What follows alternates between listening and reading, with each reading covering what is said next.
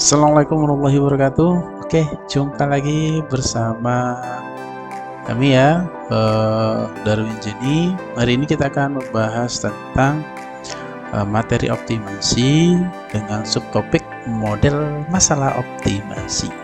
Oke, di pertemuan sebelumnya kita sudah membahas tentang optimasi itu, bagaimana titik optimumnya, apakah bisa tunggal atau bisa banyak atau bahkan tidak ada.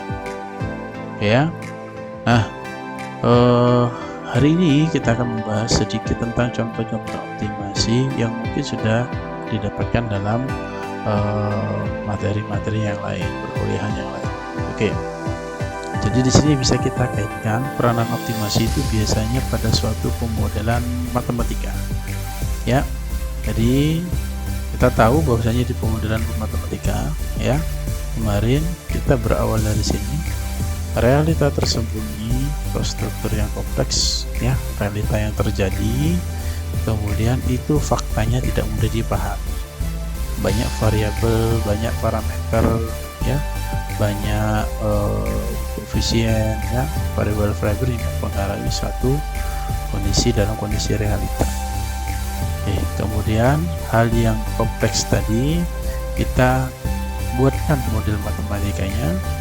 Kemudian realita itu berangsur, ya, dari kompleks bisa dijadikan disederhanakan sehingga kasusnya mudah dipahami, ya. Misalkan kalau dalam struktur pemodelan, ya, kalau misalkan laju penyebaran COVID, misalkan begitu, ya, laju penyebaran COVID, maka COVID sendiri banyak dipengaruhi, ada faktor internal, ada faktor eksternal, ya, mulai dari diri sendiri yaitu kebersihan, memakai masker dan sebagainya.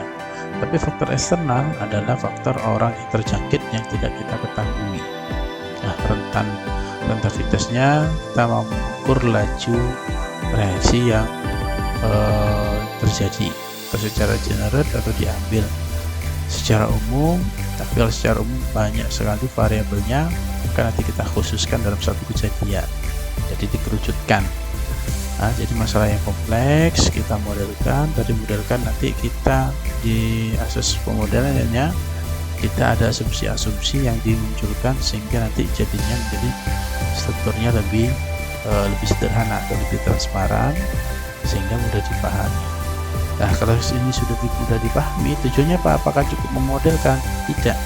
Tapi yang kita cari nanti adalah nilai optimumnya, ya. Untuk apa kita memodelkan? Kalau cuma memodelkan saja tidak mencari nilai optimumnya. Jadi tetap berkaitan, ya, satu materi matematika dan matematika yang lain. Oke, kita lanjut.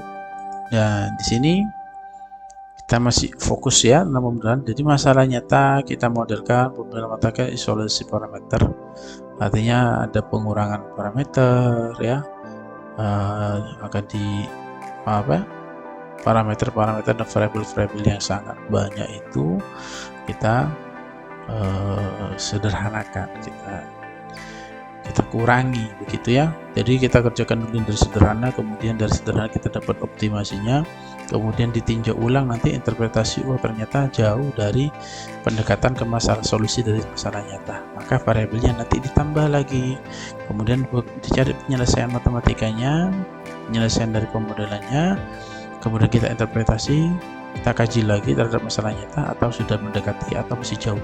Kalau masih jauh lagi maka kita tambah lagi variabelnya dan seterusnya.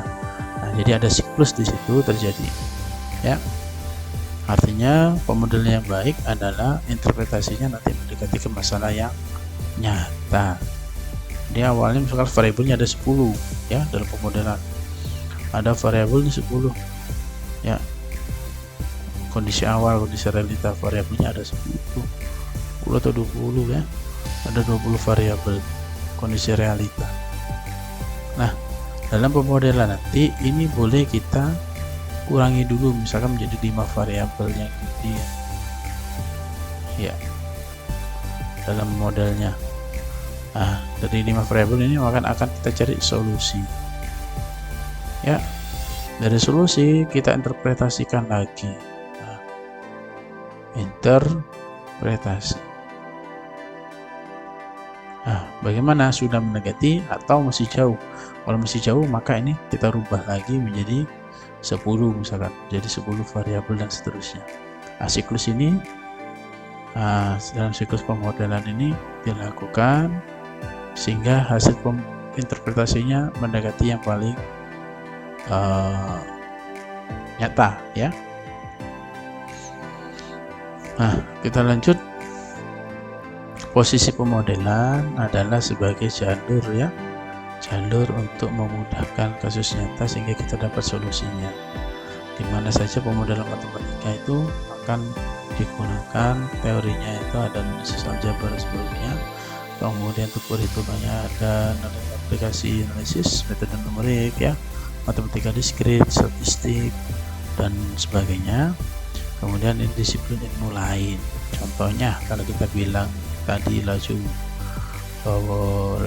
penularan COVID, maka di sini ada disiplin ilmu biologi kesehatan ya, dikaitkan. Jadi dia tidak berdiri sendiri pemodelan matematika itu. Jadi pemodelan matematika itu ya selalu berkaitan dengan disiplin ilmu yang lain ya, bisa tentang ekonomi, bisa tentang biologi ya, bisa tentang fisika. Fisika biasanya massa ya, tumbukan, laju mobil dan sebagainya. Nah, di sini disiplin ilmu dan ilmu matematika perhitungannya yang berdasar tetap analisis aljabar ya, gitu, kalkulus gitu ya. Nah, ini untuk metode perhitungan dengan komputasinya ataupun nanti dengan statistik ya. Nah, sehingga nanti kita mengharapkan dari dua ini adanya prediksi, optimasi, kemudian kendali ya, desain dan rekonstruksi.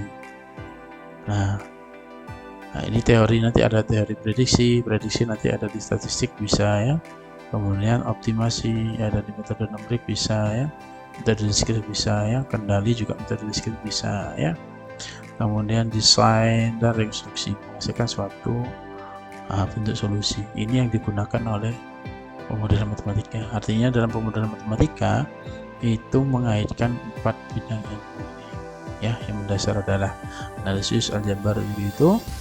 Untuk aplikatnya, applicat analisisnya kita menggunakan statistik, matematika diskrit, kemudian metode numerik ya, kemudian disiplin ilmu lain, mau dari ekonomi, mau dari sejarah, mau dari sosial ya, mau dari keagamaan, itu bisa ya.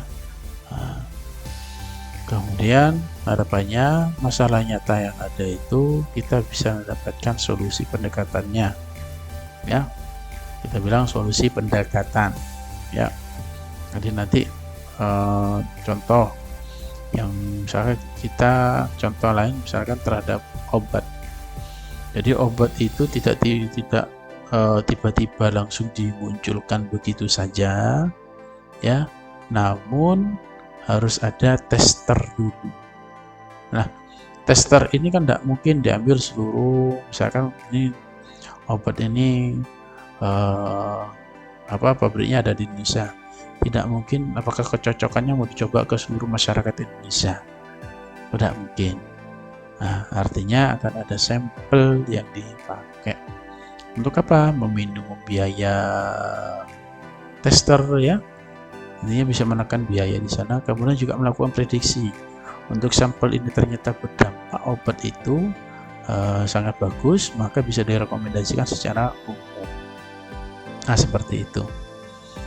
Oke, nah sekarang kita masuk ke contoh-contoh masalah optimasi ya. Kemarin kita bahas ada yang optimasi itu tanpa kendala, no constraint. Kemudian ada yang menggunakan kendala, itu constraint ya, biasanya pada program linear ya, yang ada kendalanya. Kemudian nanti bisa pada ekonomi, persediaan atau teori antrian ya, stokastik. Kemudian ada juga statistik, prediksi dan sebagainya. Banyak sekali penerapan untuk menjadi optimasi, banyak sekali. Nah, fokus kita nanti adalah di yang di non-linear dan linear ya. Oke. Untuk contoh yang pertama, lihat di sini bungkus sebuah produk terbuat dari kertas karton terlihat pada keempat pojoknya akan dipotong, akan dicari ukuran karton sehingga volumenya maksimum. Nah, ini ukuran kartonnya ya. Di sini mana lebar awalnya adalah 21, kemudian dipotong sejauh X otomatis sama X. Kemudian ini lebarnya adalah 16, berarti ukuran karton awal adalah 16 dikali 21, kemudian dipotong pojok-pojoknya ya sebesar X, sehingga didapat di sini 21 dikurangi 2X ya, karena kanan kiri kurangi X. Begitu juga yang ini 16 dikurangi 2X, sehingga volumenya akan kita dapat panjang dikali lebar dikali tingginya X, tinggi lebar ya, sehingga didapat bentuknya adalah persamaan polinomial derajat 3 ya. Nah, setelah sampai sini ini kita sudah dapat modelnya ya, tinggal kita optimumkan menggunakan ya teori pada kalkulus ya, yaitu turunan pertamanya harus sama dengan 0. Kita sudah dapat V nya itu sama dengan 2 dikali 168 X min 37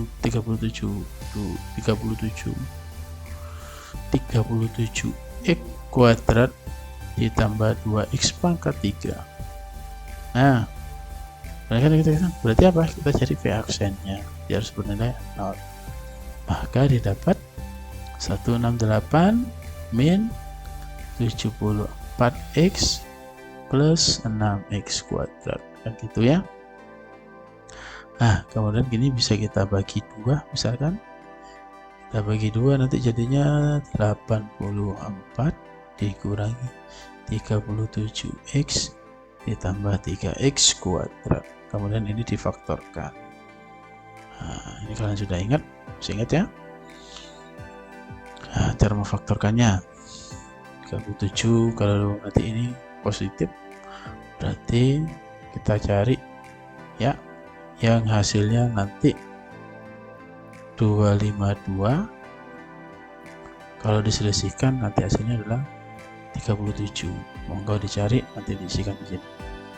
Saya rasa ini sudah oke ya, untuk tinggal mengulang di materi kemarin itu. Oke, sekarang kita lanjutkan. Nah, sekarang dengan kendala yaitu materi program linear. Suatu perusahaan ingin memaksimalkan kandungan dua produk P1 dan P2. Ini kemarin rata-rata diambil sebagai tugas ya, penugasan maupun pemodelan rata-rata mengambil program linear. Ada produk P1, produk 2 menggunakan materi 1 sehingga materi 3, sehingga didapat ini. Produk 1 menggunakan materi 1 2, materi 2 8, materi 3 sebanyak 3. Nah, masing-masing tidak boleh lebih dari 27, 45, 15 untuk materinya. Nah, berarti ini kan kita anggap sebagai tujuan kita kan menghasilkan produk ya. Berarti ini kita misalkan X, ini misalkan Y, kan gitu ya. Sehingga kita dapat yang diminta adalah optimasi keuntungan P1 per juta per ton ya, dan seterusnya. Ya, ini fungsi tujuannya ya. Sehingga kita dapat ini modelnya. Apa di formulasi modelnya adalah maksimum dari Z fungsi objektif X1 plus 2X2 dengan kendala yang tadi itu, bahan materi yang dibatasi. Untuk M1 kurang dari sama dengan 27, untuk M2 kurang dari 45, untuk M3 kurang dari 15, dan jelas materinya harus ada, itu juga disebutkan sebagai positif. Kemudian untuk mencarinya apa? Ya, ini program linear ya, kita harus menggambar daerah kendalanya terlebih dahulu. Biasanya kalau seperti ini akan ada di titik-titik ujung daerah constraint-nya, solusinya. Ini kita akan menggambar dulu di sini. Ya, kita cari 2x1, 6x2, 27. Berarti kita mencari titik potongnya. Kalau x2 nya 0, maka 27 per 2. Nah, anggapannya itu sama 13,5. Ya, misalkan saja ya 13,5. Kemudian dibagi 6 itu sama dengan 4, sekian. Ya, 4, sekian. Ya, 4 berarti kita akan di sini. Jadi kita tarik garis dulu yang pertama. Oke. Kemudian yang ini 8x1 plus 6x45 kita tutup, x2 nya kita dapat x1 nya adalah, ini saya kebalik ya, x1 nya yang 13,5. Saya kembalikan dulu gini, x1 x2 bisa lihat 4, sekian. Oke, dan yang ini 45 dibagi 8 ya, 45 bagi 8 5, sekian, kan 5, sekian berada di sini. Oke, warna lain dibagi 6 sama dengan 7, sekian di sini.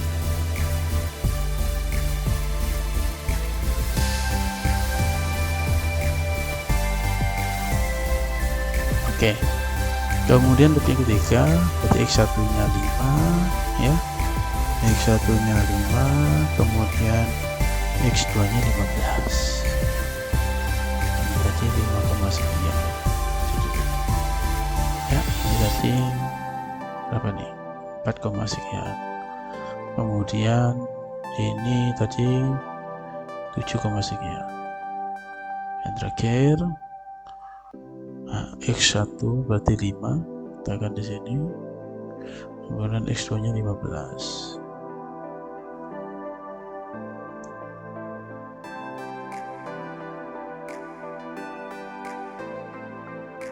Nah, maka didapat titik-titik potongnya ya, karena ini kurang dari semua, daerah yang diarsir adalah yang ini. Nah ya, ini berarti daerahnya titik-titik fungsi optimumnya, ya, maka akan ada A, B, C, D, E. A nya biasanya 0,0 di sini ya. Jadi kita pegang berarti titik-titik ini yang akan kita cari. Yaitu ada 4, sekian, kemudian titik potongnya berarti kita cari titik potongnya ya. Masih ingat ya mencari titik potongnya? Nah, yang hijau tadi 5, sekian berarti yang 8x1 plus 6x2 sama dengan 45, dan yang biru yang atas 2x1 plus 6x2 sama dengan 27 ya. Kita eliminasi, maka 6x1 sama dengan ini berapa? 28, iya 18. Ini sama dengan x1 nya sama dengan 3, berarti kalau x1 nya 3 maka kita dapatkan di sini ya berapa, tinggal kita cari ya, berarti 6 ditambah 6x2 sama dengan 27, begitu ya. Berarti x2 sama dengan 21 dibagi 6, berarti sekitar 3, sekian. Oh, berarti ini 3,3. Nah, dan seterusnya. Setelah kita dapat titik-titiknya, misalkan di sini kita kasih nama titik-titiknya adalah titik oke. Ini A, B, C, D. Maka nanti kita masukkan ke Z x1 plus 2x2 ini ke titik ini tadi. A, B, C, D. Ini berapa? Substitusikan ke atasnya. Nilainya berapa nanti? Sehingga kalau ditanya nilai optimum, cari nilai hasil yang paling besar. Oke, kita lanjut. Nah, sekarang memasifkan F sama dengan meminimalkan min F, sehingga masalah lintas kita dapat begini ya, meminimalkan min F sama. Jadi yang tadi kan ini soalnya adalah memaksimalkan. supaya meminimalkan maka jadinya min F ya, sama saja. Karena nanti kita lebih menggunakan, kenapa kok dibuat min apa ya, kita harus membuat kasus meminimumkan karena yang kita cari adalah optimasinya, adalah optimasi yang berbentuk cekung ke atas.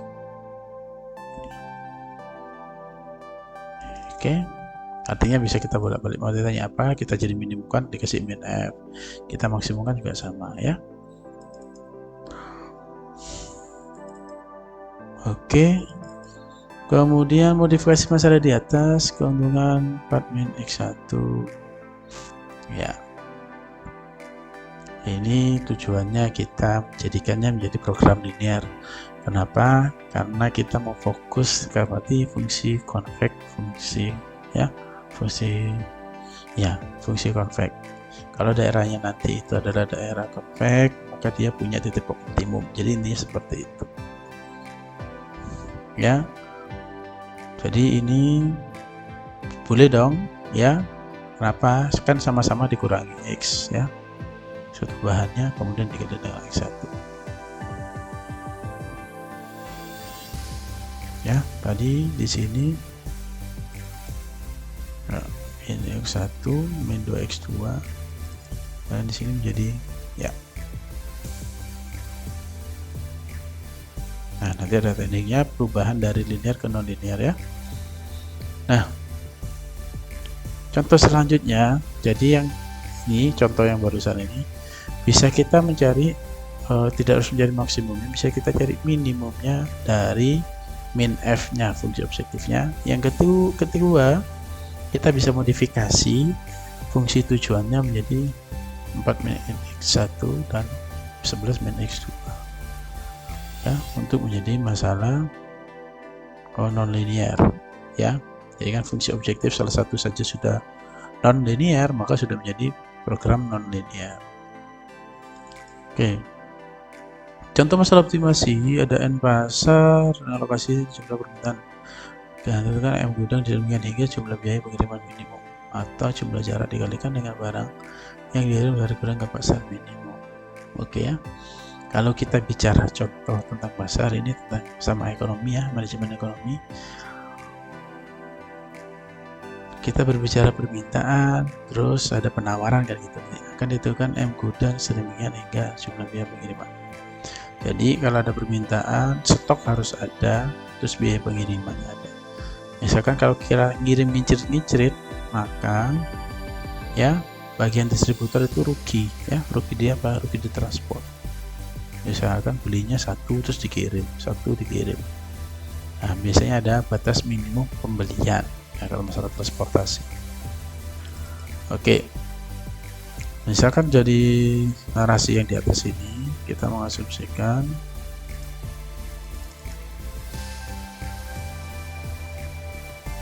ya, ada n pasar dengan lokasi ya diketahui dan jumlah permintaan diketahui. Katakanlah ada n pasar ya, akan ditentukan M gudang sedemikian hingga biaya pengiriman minimum. Akan di M gudang kita tidak tahu, ini ada N pasar, jumlah pasar. Gudang.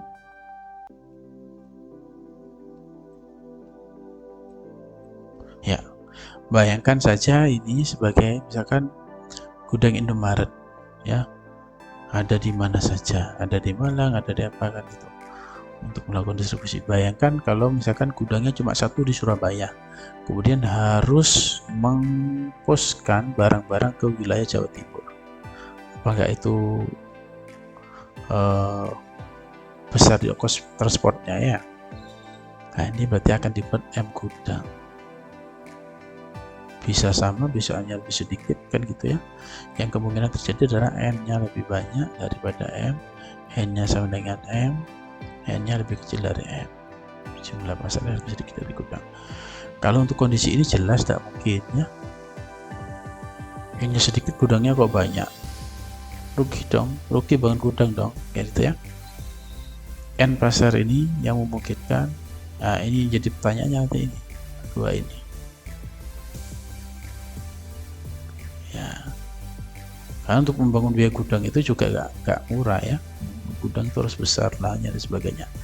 Nah fakta ini, nah, ini yang menarik, seberapa kan gitu nanti.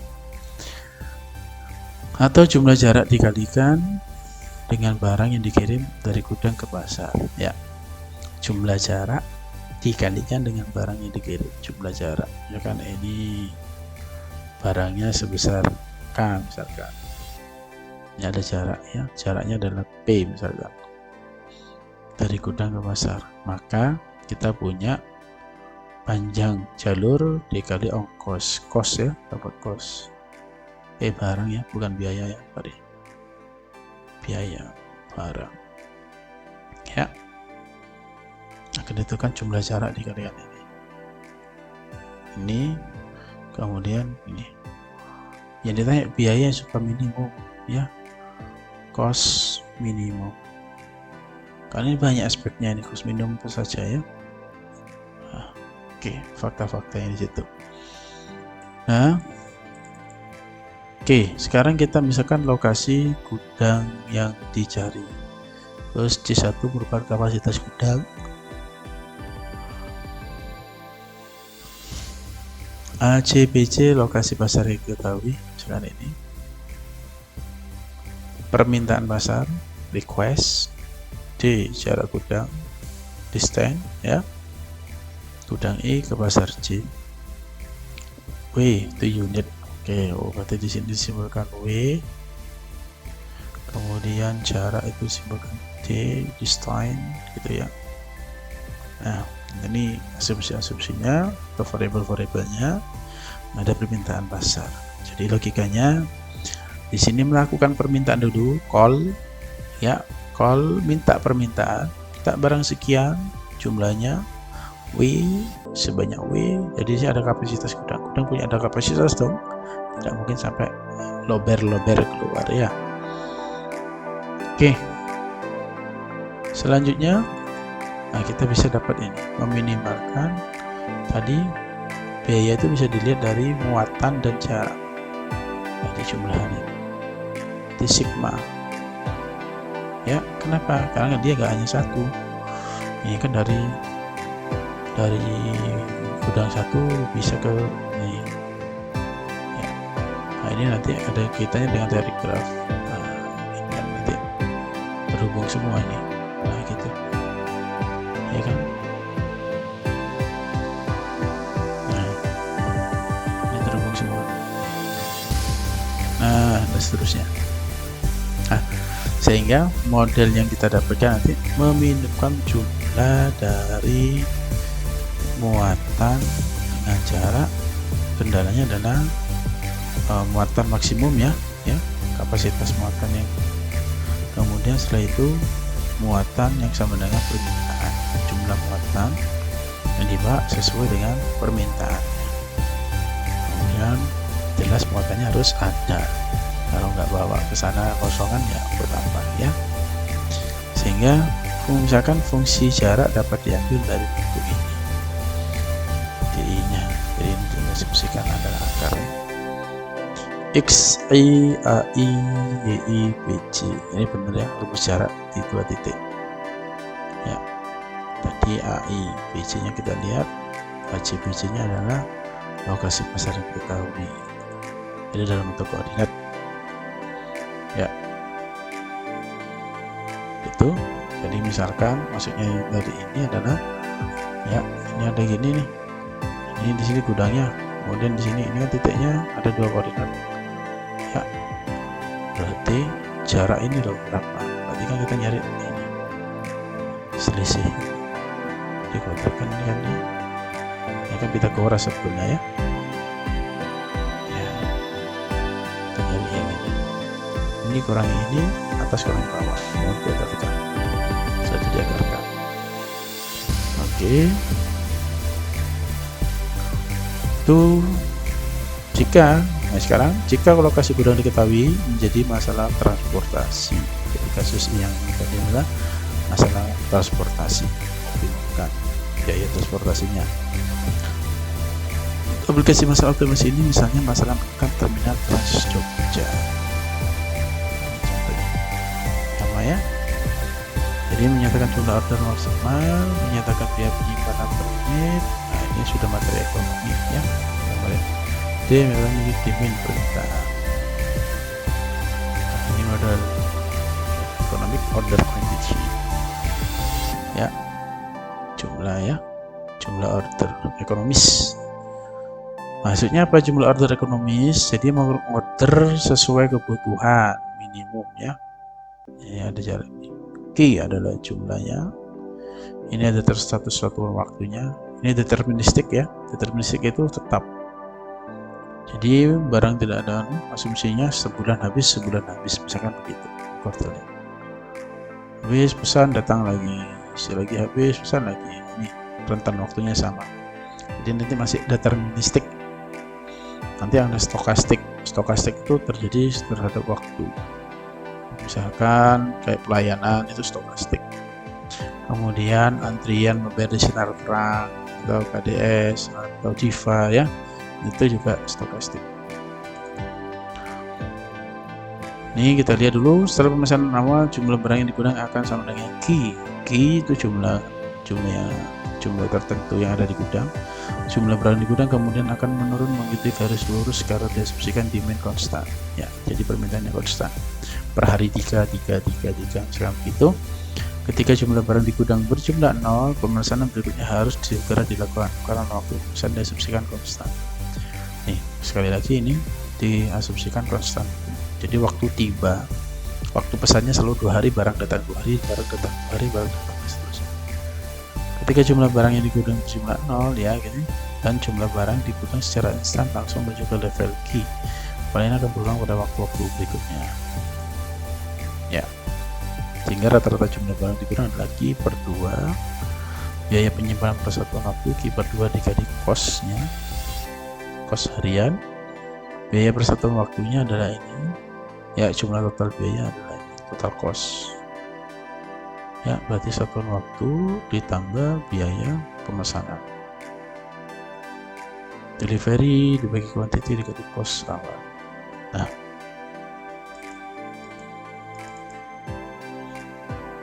dan seterusnya akan dicari jumlah optimum Q pertama, turunan pertama ini.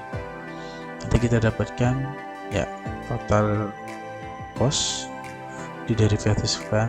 Jadi kita sudah dapat biaya kosnya ini ya, kemudian kita nyari ya, kita turunkan berarti ya. Nah artinya semua contoh yang di sini diberikan banyak sekali aplikasinya. Ini belum kita masuk ke persamaan diferensial untuk melakukan optimasi. Sebelumnya kemarin sudah terbahas di persamaan diferensial ya. Untuk yang persamaan diferensial bisa untuk menjadi optimasi sudah bisa ya menggunakan turunan. Oke. Untuk pertemuan kedua ini silakan bisa dipelajari lagi dalam buku teori-teori ya tentang optimasi, boleh menggunakan punya Winson. Nah kemudian dibaca tentang contoh kasus. Jadi kalau kita berbicara optimasi, kita gali dari contoh kasus dulu, kemudian nanti pengoptimumnya menggunakan apa, banyak sekali. Nanti pertemuan 3 berikutnya kita akan bahas tentang sebelum kita langsung. Jadi untuk optimasi itu ada triknya juga ya. Jadi kita gak ujuk-ujuk ada permasalahan kemudian kita hitung, kita cari, sehingga ternyata setelah kita hitung perjalanan jauh ternyata dia tidak punya nilai optimasi. Karena di pertemuan kemarin kita sudah menyampaikan bahwasanya ada suatu fungsi objektif, ada yang tidak mempunyai solusi, kemudian ada yang mempunyai solusi tunggal, dan juga ada yang mempunyai solusi banyak ya.